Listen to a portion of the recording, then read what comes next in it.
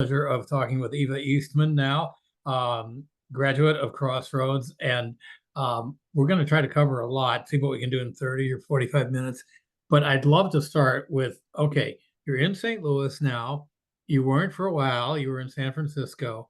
30 So years. 30 years. 30, I want 30 to hear years. what you were doing for all those years and what you're doing now in the Lou. Okay? Yeah. So I after Crossroads, I went to Indiana University. And after Indiana, we came back to St. Louis and started working in a local film production company in St. Louis.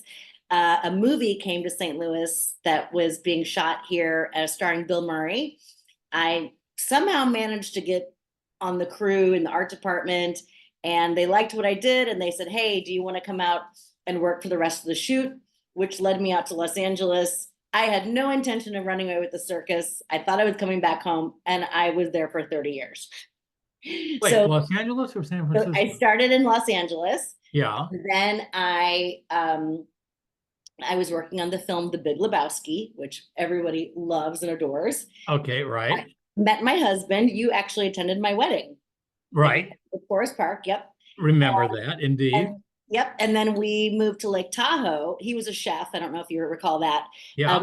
We moved to Lake Tahoe and opened a restaurant. And a restaurant for 5 years. I did not like living in Lake Tahoe. A little too much nature.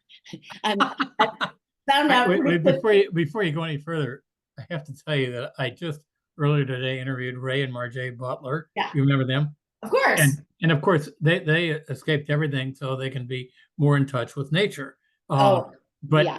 I Big, hear you. big mistake. I ended up hating pine trees and strongly disliking aspens. I'm far more afraid of being in the woods than I am being in an urban environment.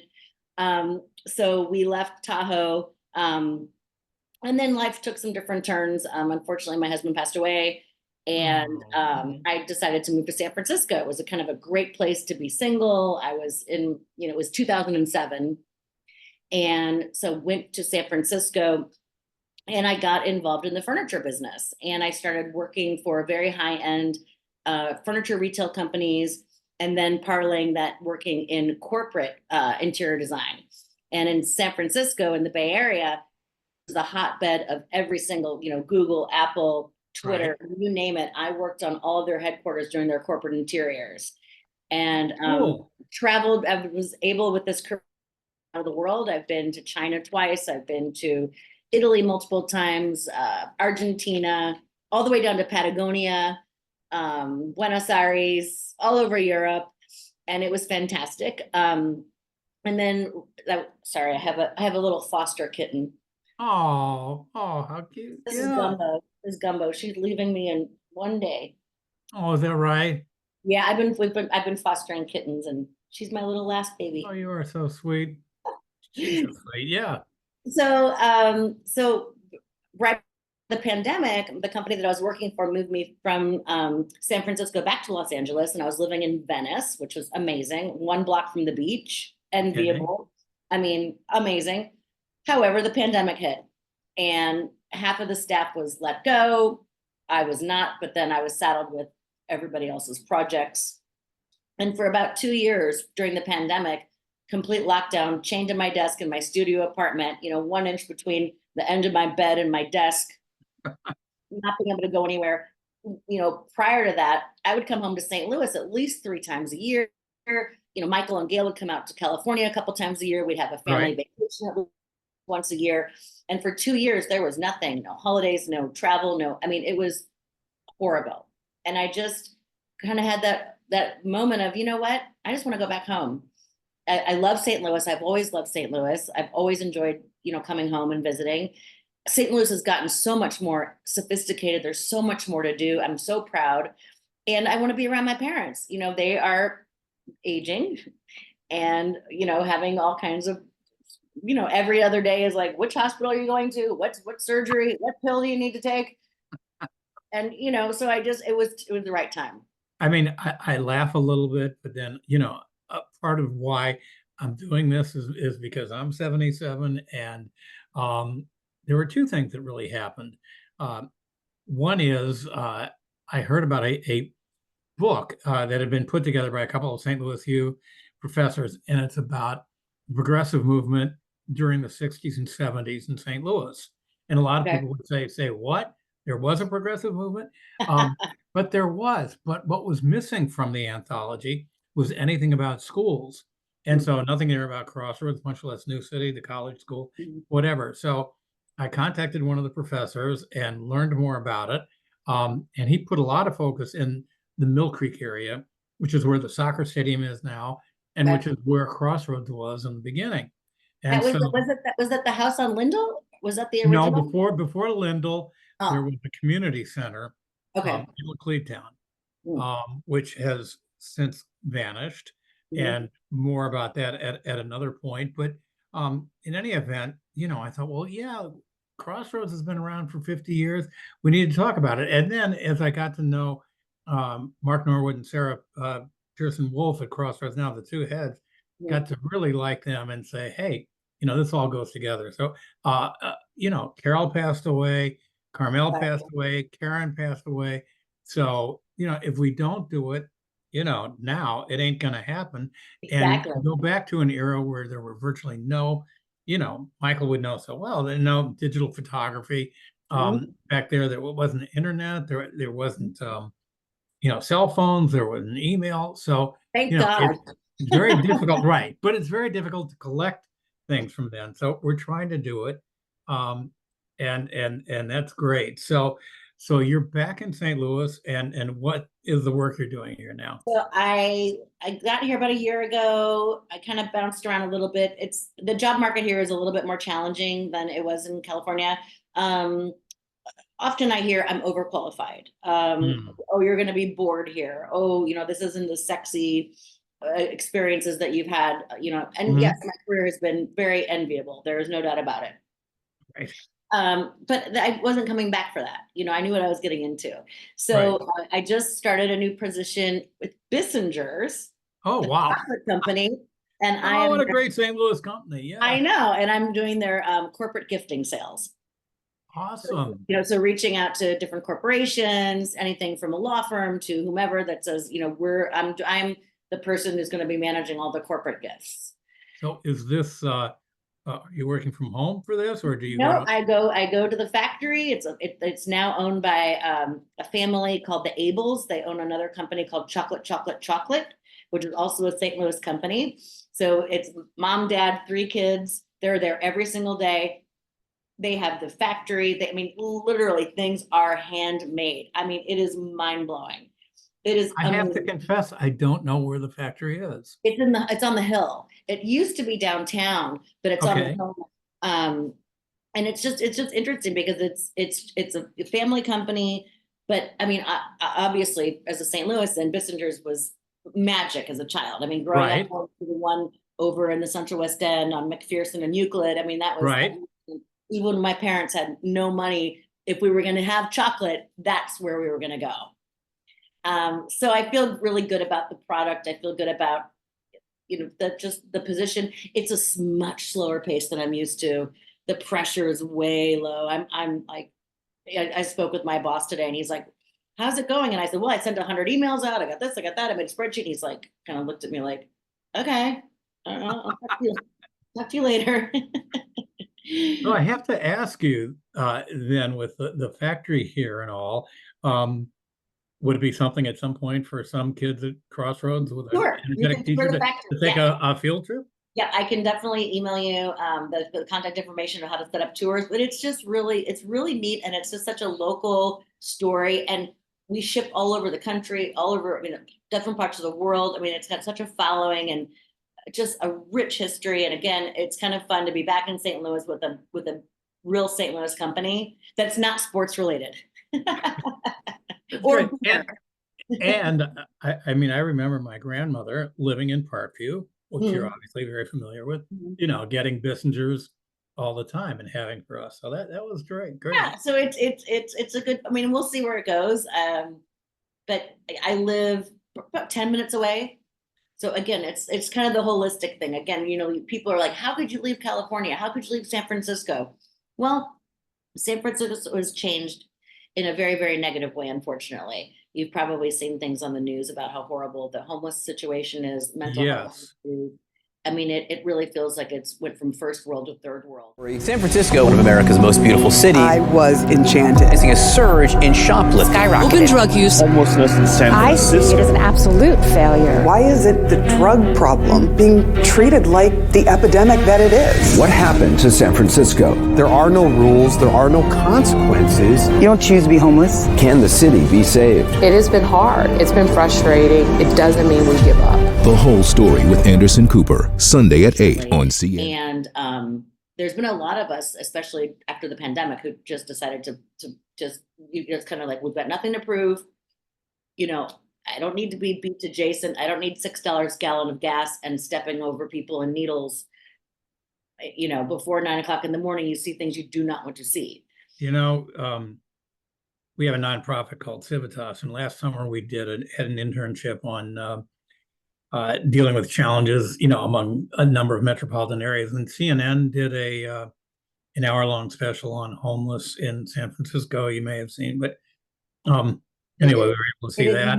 It's much worse than you can imagine in real life. I see things on the news and CNN and whatnot, but when you're there physically every single day, and you know, it's all public. I mean, I didn't have a car for almost 20 years.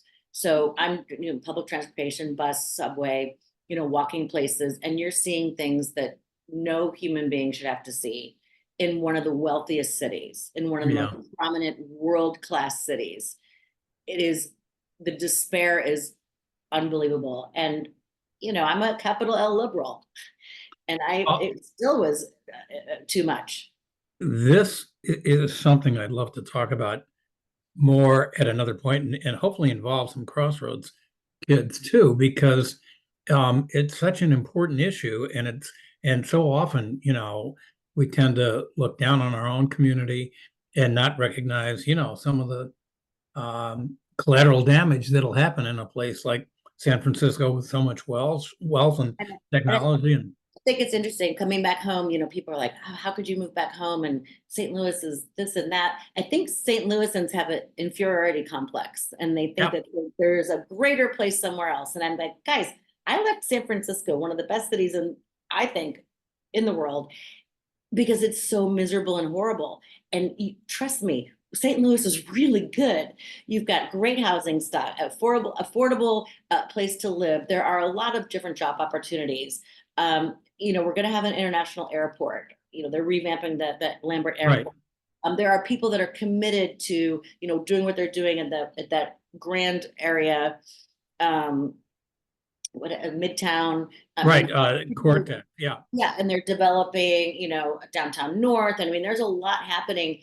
And even though you walk around downtown St. Louis and you see things boarded up or homeless, trust me, go to San Francisco, you will be disturbed. It is absolutely terrible. So it just feels good to be back and be able to really support what we have here, whether it's something like the Sheldon, Forest Park Forever. I mean, the art museum is amazing. I mean, there is so much to do. I went to Grant's Farm the other day. I hadn't been to Grant's Farm since I was in grade school. But I think St. Louisans just don't realize we really have a lot. And again, when you live in a San Francisco or a Los Angeles, you really end up just going in your 5-block area. You got your restaurants, you got your haunts, you got your groceries, you got your friends. You don't suddenly just are, you know, out every night at a Cher concert. It's not like that. So let's spend a little time on your time at Crossroads. I mean, tell us how you came to come to Crossroads, and you know, what you remember, the good, the bad, and if there's anything ugly, you know, you can share that too. Well, so I mean, I was 7th to 12th grader. I started in 7th grade, and I was all the way through 12th. I mean, my mom had recently remarried to Michael, as you know, and we were living in New City, and my sister, Leela, who you know, insisted that we go to private school. She insisted. I don't know where she got this idea. I don't even know how she knew private school existed. I can't remember. Where were you pre-Crossroads? We were in Ferguson. Okay. Yeah, so Leela. McClure schools? Yeah, we went to Lee Hamilton grade school in Ferguson. Okay. I'm not sure where Leela went to middle school. want to say McClure, but I can't recall because I was in. Okay.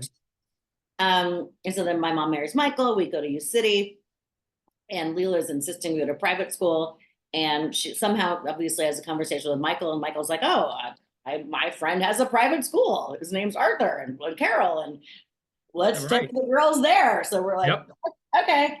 I mean, I mean, I have to tell you, the first year of the school, we used to go over to Michael's, when he was living, I think, on Teasdale, and we'd play indoor hockey with socks or whatever, just some weird way of trying to, just relax. And it was so funny. And of course, Michael also, introduced me to this great invention, me and many other people, called the VCR, and he had that, and it was like, holy shit, wait, you can watch Johnny Carson at 3 p.m. on a Saturday? What's that about? I know. I mean, he always had the gadgets. He was right, like, exactly. He still does. Okay. And it's funny that you spoke about the digital stuff because Michael has a lot of young photographers who want to work with him or him to mentor them, and these guys have never been in a dark room. Yeah. Never been in a dark room. I mean, the world is so different. Yeah. So got to Crossroads, 7th grade. I was in a class with Matt Strauss and David Pacman and Steve Marshall, who now is back to his original name, Tazoo. Okay. Marshall. I mean, we were a bunch of band of weirdos. And Yeah. I think the one thing that was really interesting was that a lot of us came from broken homes. But I don't want to say broken home is a negative, but I think it was a very safe place for kids at that age whose families, it was kind of this wave of families getting divorced in that 80s, in the late 80s. Indeed. I swear to you, because it was like everybody was normal, and then someone got divorced, and then another person, and then it was like a trend, and suddenly everybody's parents are divorced, and right. And so Crossroads felt safe. We didn't feel like we had to have this intact family or put on a face, and we could have an alternative family. Somebody could have 2 moms, somebody could just have a single mom, somebody could be places. I mean, but among the kids at that age, we felt, I can say collectively, that we felt we had a safe space, and that we didn't have to be ashamed of what was happening in our families. Mm-hmm. So it was a kind of a level playing field, and we could just, be kids at school and not have to be burdened by that noise. And so that was really comforting. I think when I fast forward to graduating, and there's so many stories in between, fast forward to graduating, going to Indiana University for my first year, I was baffled because kids didn't question authority. Like, what do you mean? Like, that's how I was taught from 7th to 12th grade, question authority. I mean, and I would tell people, oh, we called their teachers by their first names. We did this, we did that. And I realized how much more sophisticated the Crossroads kids were going into freshman year of college at a lot of different places. Now, again, I went to a Big Ten school, so perhaps it's different for people that went to, Ivy League or private schools. But I doubt it. I think that Crossroads really prepared us in a way that was so unique and so special that I still look back so fondly that at that age, I was able to think differently and know that I could challenge people that were my elders, my professors, and feel confident that I had a right to have these ideas or, questions. And maybe I didn't like the answer. Maybe I can't tell you how happy I am to hear that, because that is what we wanted, questioning authority. Do it, if you do it in a polite way, it's amazing. It wasn't about being a jerky kid or right. to be a disruptor. It was just, okay, you're telling me this. Well, raise my hand. I have a question. That at Crossroads was embraced. So are there any particular teachers who you remember most? Well, of course. So Charlie Helbling, favorite. Okay. Tom, and he's still friends with Michael and Gail. They socialize. Tom Walsh, who I adored. Yep. And I believe he's still there. Yeah, he is. Let's see who else. I actually loved Carol's class. She did the Western Civilization. She did. Mm-hmm. Yes. I mean, that was one of my absolute favorite of all Really time. challenging. Yeah. Tanda, she did but I wasn't good at science, so, but I liked her. I have to tell you, Eva, I haven't been able to get a response from Tanda. Okay. I'll just take this little clip and send it to her. I loved her energy. She was, I mean, not to sound weird, but she was attractive, and she was fun to be around. And I did not do well in science by any stretch, but she was gentle and stewarded me through the process. Oh. That felt good. Yeah, I think that I would say Charlie and Tom and Francine. Okay. Francine, I think She was after I left, but yeah. Yeah. That's terrific. But yeah, I think those were probably my two. Charlie and Tom were probably my two favorites. Great. For sure. So at the time, you really weren't quite sure what you were going to do professionally. No. But would you say, and I don't want to put words in your mouth, but would you say that Crossroads prepared you to be able to move in a number of different directions depending upon what your interests were and what was available? Yes, and I think that's one of the things that was also special about Crossroads is that I did not feel like I graduated with a prescribed, like, you are going to this university now, and this is what you're going to be a lawyer, and this is your track, and you're going to be a doctor. I felt like Crossroads allowed me to go to university and try different things. When I got to Indiana University, I changed my major 3 times. Really? I didn't know I was so curious because I think Crossroads allowed us to be curious and say, hey, maybe I'll start this and I think I want this, but then go, that's not for me. And it was okay to say that's not for me and I'll try something else. It wasn't like that's not for me, but I'm going to stick it out because that's what I was told to do. And I'm going to be a soldier for a family or for as an alum or whatever pressure you may have. And I think that allowed me to be a very curious person, try different things, and then have the independence to, when I came back to St. Louis after school, to pursue, what I wanted, which was to be in the film business, and became very successful and took a lot of chances. And I think, again, that just that kind of underlying current, no pun intended, Crossroads. Right. Yeah. Of just having a little bit of fearlessness at that age. Because again, I don't feel like the school put pressure on us to become something to prove to the school, to the stakeholders, to the donors, to the investors. I didn't feel like I was a pawn to pull people into getting their kids into Crossroads. I felt like I was allowed to be very independent and again, just so magical to think, wow, I march into college at 18 going, question authority. And they're like, and again, I really appreciate what you're saying. And I think it's a difficult thing to develop. It's perhaps a more difficult thing to maintain, because I think, now it kind of gets back to what we were talking about before with more media.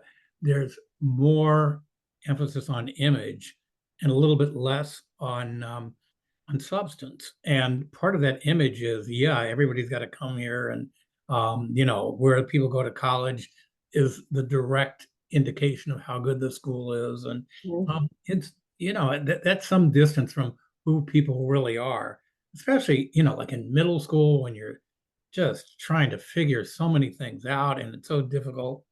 So it is so helpful, I think, to have what you're saying here. So you had an interesting situation too, coming to Crossroads with a sister at Crossroads and a mom teaching, and a dad who, knew us all so well. And I think he shot one of the yearbooks. Yeah. So I mean, if you want to talk about any of that, that's fine. If not. Oh yeah. So, I mean, my sister pretty much ignored me. So that's, she's, 2 years older, and she just completely ignored me, which is fine. Nothing has changed. But she's still in St. Louis, correct? She's in St. Louis, yes, and she continues. Having my mom teach there was awesome. I loved it. I really loved it because she was teaching some psychology classes and I believe human sexuality, and the kids loved her. The students really liked her. So then I got a little boost in my, popularity, because I'm like, oh, your mom is cool. And I'm like, yeah. cool. So that was great. And I think I did take her class. I think I took her Psych 101 class. I did not fail, so that's a good thing. But Well, no, I your mom really was enjoyed it. so cool and taught those classes. I think even psychology at that time was a little bit on the edge, can you Yes. teach that? And she did it so well, and it just, um, I was talking with someone else earlier, and they were talking about how Crossroads is a place where, most students can find somebody on the faculty who they can come and talk to. It doesn't even have to be on the faculty; it could be a secretary or whatever. But your mom, was clearly one of those people, for so Yes, many people who they could go and talk to, and she was very well get liked by support. students, and she helped a lot of kids. And again, I think one of the special things about Crossroads is that, we were a lot of little band of weirdos. Yeah. There was, kids could be out. Again, kids could have alternative family lives. And it felt safe. And there were people like my mom and other teachers there, of course, who they could speak to as adults and go to as mentors, and just feel, I think there was just a mutual trust that if you were a Crossroads kid, you're going to be okay. You can't tell us anything that's going to rattle us, and we're going to help you. And that felt great. And as you know, obviously things have changed a lot since you were at Crossroads. And so I have a question for you, and that is, do you think Crossroads could occur now, without significant changes? That's an interesting question. I don't know. I think I mean, social media, phones, I can't imagine what that's like right now as somebody that's in high school. I cannot imagine it. I would hope that kids are not allowed to have their phones during class on. That's my understanding. I mean, I would Yep. hope, I would absolutely hope, at least at the very minimum, that there was some kind of, you cannot have your phone during class. You can't have it on. You can't have it on your lap. I see you. Like, no. So everything's just sped up. It's just sped up. And now we've got AI, Yep. writing your paper. And, it's kind of just this, who is able to monitor this? It's just that brave new world kind of strange feeling of, I hope it can still exist, because I think there's an absolute need for it. And I believe, and I don't have children, I'm child free. Right. Me too. Yes. But I would absolutely hope that there are people who want to seek this out for their kids, for that experience and for that support and for that just genuine curiosity and authenticity. And I think that Crossroads helped us all become authentic people.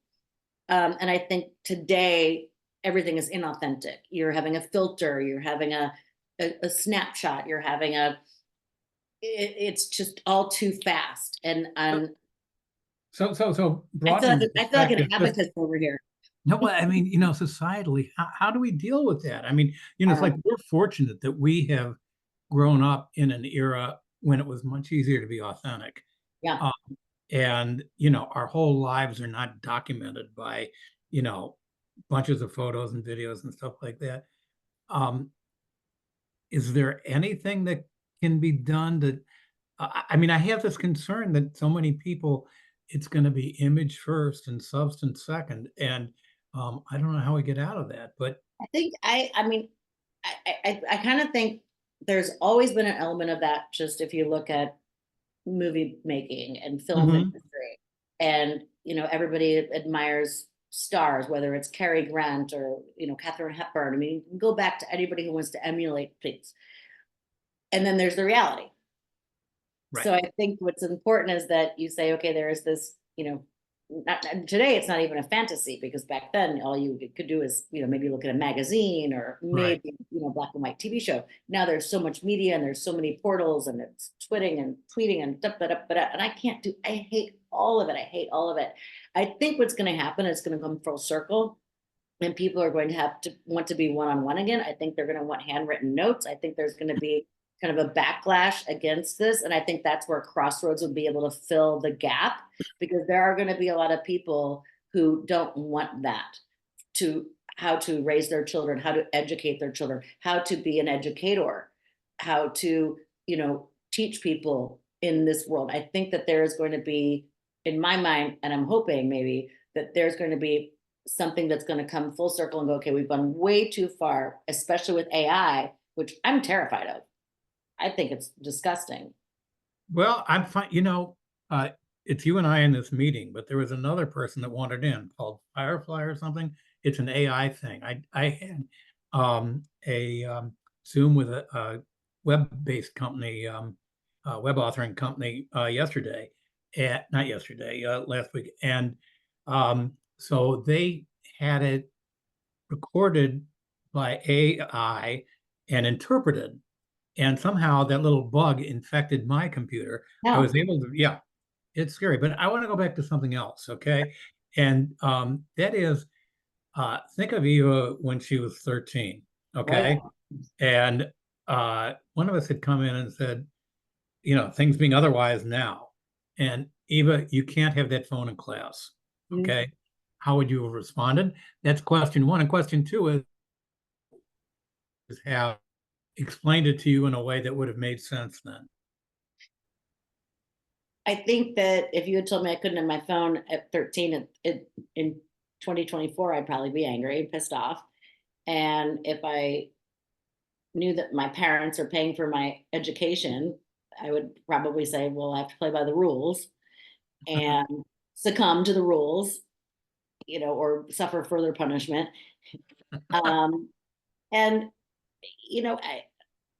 again, I think that if you have those boundaries, they're going to benefit from that Okay. personal interaction. And this is why, when I was kind of pitching to you my idea about interviewing and job hunting, it's at some point you are going to have to get in front of people. You cannot avoid it. And I think that would be the one thing that I would want to explain to my 13-year-old self is, you can hide behind this phone, you can hide behind the social media, but at some point there are going to be places and situations, especially if you want to travel to other places that don't have technology or that doesn't have as savvy technology, and you're going to miss out on a lot. There's a whole world out there that you are going to miss out on, and your world is just going to get smaller and smaller and smaller and smaller, and you're just going to have some selfie. Big deal. Have your selfie, share it around. Good for you. Go for it. I would I love absolutely just say, I mean, for instance, when I was in San Francisco and I would meet my friends for a cocktail after work, 5 girls, we haven't seen each other in months. Everybody's got so many things to catch up on. We're all sitting around a table and they're all on their phones, and they're all on their phone. Yep. And so I said, okay, phone's in the middle of the table. Whoever picks up first pays for the drinks. And I bet you enforced that too. Did. And I just think that I would say parents, institutions, for instance, I went to a concert a year ago and in San Francisco, and when we walked in the venue, they made you put your cell phone in a pouch, in a neoprene pouch that they locked up, and then you could get it on your way out, because the person who was putting on the show did not want cell phones. And then they published photos of the concert that you could download for free, so they didn't ruin the other people's experiences enjoying the concert. So I think it's just more about a bigger understanding that this is, yes, it's not going away, but it's not really benefiting you. Yeah. And you're losing out on so many skills and opportunities, and the moments where you meet that person at a bus stop or in line at the grocery store, and you have that conversation, and magic happens, and it goes from here to there to suddenly you're opening a school, or you're Jeff Bezos, who's a dropout. I mean, not that I want to be Jeff Bezos. Yeah, Bill Gates, yeah, Yeah, Steve there's Jobs. other ones that are better. But Yeah. my point is that I think that it's almost like we have to relearn how to interact. And again, that's why there's going to be a point where you can't just hide behind this technology. There is going to be a point where you are going to have to be in front of people. So you need to understand how to communicate effectively, listen, ask questions, be mindful of what you're saying, think about how things land to who you're speaking with, and being receptive and really just being present, because I think that's, again, everyone's just going way too fast. And I always say to people that I've managed a lot of people over the years, everybody from people in their 20s to, I was managing a guy, he was 75 years old. Sometimes I just tell them, you have to slow down to speed up. Yeah. You have to slow down, because you keep going at that pace, our bodies were not engineered for this. And at some point, it's gonna just go off the rails. And I'm a Luddite. So I just two things here. But I'm zooming, so that's good. No. One is when you were talking about teaching here, that I want to let others know that planning on you teaching at the reunion, a class for Crossroads students, or maybe other teachers, whatever, but more to come on that later. Tell us who your friend is again. This is Gumbo. Gumbo. That's so That's great. my little Gumbo girl. Yeah. I got it for 2 more days. So kind of picking up on what you've been saying, we're in a time where politically we're so polarized. You're such a good communicator. Do you have any thoughts about how people can become better listeners to people with whom they may share very little, except for the fact that their survival is mutually intertwined? Yes, I think that my number one rule is knowing when to shut up. Okay. As someone who is a talker, you probably remember. I do indeed. I've always Charming. Yes. Always been a talker. I've always been a loud voice. I think every report card said Eva talks too much. Yes, I do. 100%. So in my career, I've known the power of shutting up, knowing when to shut up, listening. I think really listening, but effectively listening. And, okay, yes, I'm a pencil and paper person, so maybe I'll take notes. Okay, I'm okay. If you want to put your notes on your phone, great. But really, really listening. Let someone empty their bag. Let someone go through the arc of their story without interruption. Let there be the quiet moments. Don't feel like you have to fill up the voids of silence. Someone who is a talkative person used to have a lot of anxiety around pauses in conversation or silent times. And I felt like I had to be the entertainer. I had to fill the gap. I had to come up with the next thing. I've, in my career over, last 30 years, known when to pull back and really take a back seat, and know when to, almost like fly fishing, okay, as an analogy. Yeah. You're watching the river and you go, okay, now, choosing your moments to be an effective communicator. I think that lands much better between all ages, because people on the receiving end feel like they've been heard. And I also know that if I slow down, then I can respond in a much more effective way, or even pause and say, let me think about this. I don't have the answer right now. I don't know. And it's okay to also say, I don't know. Let me, I always say, let me send it to my committee. And by my committee, I mean friends and family or coworkers or people in my circle that could, potentially have an opinion that I would find, juicy, that I'd want to share. But just, kind of pump the brakes a little bit. Don't feel like you have to be reactive. And I think that because of the social media, you're clicking, you're pausing, but you have to slow your roll. You have to know when to respond. And again, knowing when to shut up is probably one of the biggest lessons I've ever learned in my career. And any other thoughts about how, when, where you learned that? Or just a long process? along the road, just along the road of making a Okay. lot of mistakes and having a lot of success and, you know, seeing what works and seeing what doesn't work. I mean, again, as a Crossroads student, I felt like I was always, you guys prepared me even at 18 years old when I left Crossroads to feel confident that I had that ability to question authority. It kind of goes back to questioning authority. It's like, no, let me think about this. I don't have to give you the boom instant answer. So that leads me to the final question I have, which is the one, you know, when you and I started communicating about this, that I brought up that when you, after your freshman year, and you came back and you saw Carol, Mm. and do you remember the line? Do you want to say it, or do you want me? You say it. I'm not saying it. If I have it straight, you know, I think you said to Carol, if you had let me be a cheerleader in high school, I wouldn't have joined a fucking sorority. This is true. I will tell you, I did quit the sorority. But here's the thing. What do you know? But I think what you said is so important. And I'd say that 95% of kids now would have no idea what you meant by that. Okay. And I think a lot of it has to do with, you know, how we socialize and what we value. So can you explain it so that someone in 2024 can understand what you meant in the early 90s? I meant that,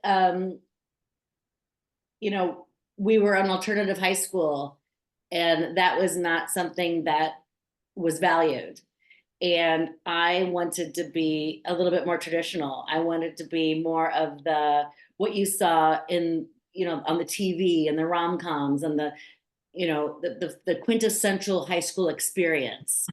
And I wasn't getting that. I was not getting the quintessential high school experience. We did not have a cafeteria. We did not have a gym. We didn't have a lot of things. We had a lot of other things, but I wanted what I wanted, what I saw other people have who went to, you know, U City High or Clayton High, and they had these cute outfits and they did these activities and it seemed so exciting. And it was just not well received at Crossroads. It wasn't intellectual. It wasn't there was no higher pursuit. It wasn't like I was going to the Olympics as a cheerleader, but I just wanted that quintessential experience, which is why I ended up at Indiana, because I was hell bent on going to a Big Ten university with football. P.S. I only went to one game. You know, joined a sorority. P.S. quit. You know, but I just wanted to know what it was like. I wanted the opportunity to try that. I could have hated it then, but I had no choice. And so I was like, F you, Carol. Like, what about my, you know, yes, Carol, I know you don't want to cheerlead, but what about the rest of us? Maybe we do. And no, that's not a good idea. It's like, all right, well, I guess we'll just fly to Egypt and take a tour of the pyramids. Snore. I mean. Oh, Eva, I love it. I want lots of people to hear it. I want to continue these conversations. We're going to wrap this one up. Okay.